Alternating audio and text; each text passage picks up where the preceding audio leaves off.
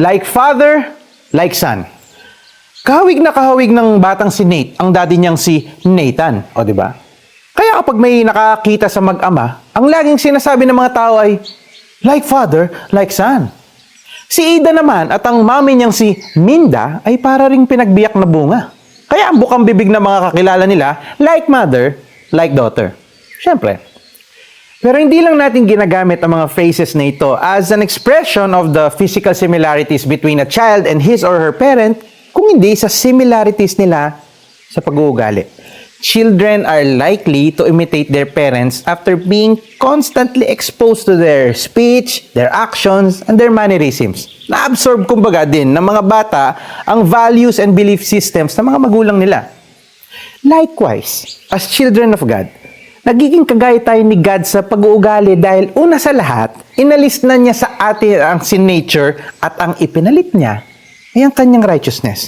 Pangalawa, habang ine-expose natin ang sarili natin sa kanyang salita, we learn how to speak and act like Jesus. We learn godly and eternal values. We learn to live like a true child of God.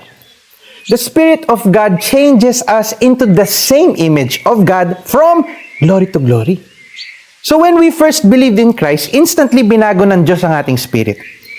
Habang pinapakinggan naman natin at sinusunod ang salita ng Diyos, dahan-dahang nababago ang pag-uugali natin.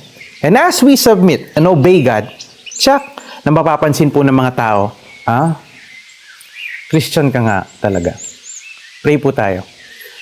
Thank you, Holy Spirit, for enabling me to follow God. Salamat na pinapaunawa ninyo sa akin ang salita ng Diyos para maipamuhay ko ito. At sa pamamagitan ninyo, patuloy akong nababago at nagiging kamuka ng Diyos. In Jesus' name, Amen. May tinuturo ba sa iyo ang Holy Spirit na alam mo na dapat mong baguhin? Submit to God, receive His power to change, and walk according to His ways. At ngayong naalis na ang talukbong, nagniningning sa ating mga mukha ang kalwalhatian ng Panginoon.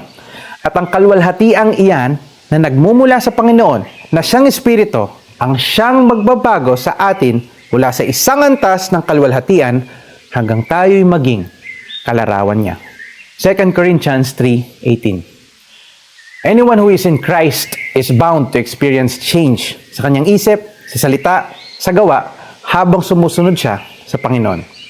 Kaya patuloy po tayong makinig sa salita ng Diyos at sumunod sa Holy Spirit para tuloy-tuloy po tayong nagbabago. Following God makes you look like Him.